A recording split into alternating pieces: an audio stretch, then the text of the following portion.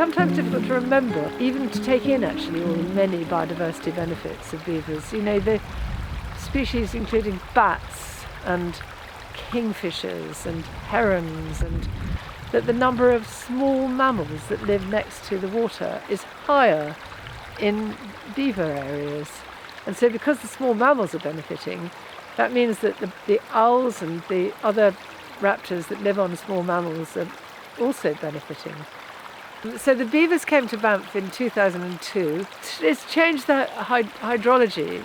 The water's all held. We now have so many pools, where before we just had a ditch which in summer was large, was almost dry very often.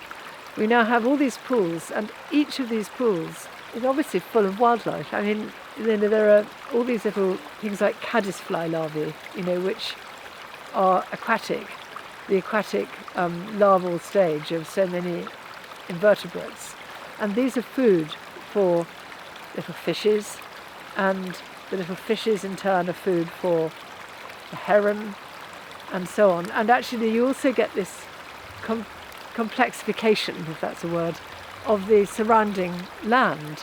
So you end up with these dead trees and felled trees and horizontal trees and broken bits of tree, and makes a fantastic contribution to biodiversity. It's habitat for woodpeckers, potentially for owls, and a huge number of fungi and mosses and all kinds of things flourish, lichen and so on, insects.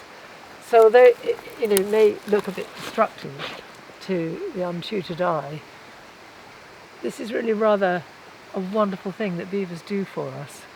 Beavers will also take wood and put it into the water as a food source for them. That's because in winter that's their source of food, not the outer bark, but the sort of inner layer, which is quite nutritious. I think it's not very nutritious, but it gets them through the winter.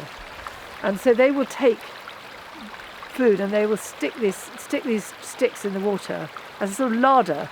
And actually one of the things that's going through the beaver's mind is that maybe the water will freeze over in a hard winter, and then they won't be able to get out to get their food. So they like to keep some of the food in the mud at the bottom of the pond. And all this wood in the water is tremendously beneficial. It creates an absolute cascade of biodiversity. And actually, amongst the many species that it benefits salmon. Not here, this isn't a salmon river.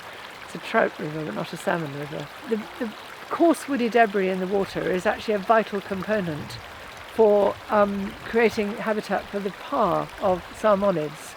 And so it goes on. You know, the trophic cascade on the one hand and the kind of the ecological pyramid on the other. You've just got an extraordinarily important species which is almost more than a keystone species. Heidi Perriman, who's a Californian beaver expert, she just says the beaver is not an animal, it's an ecosystem.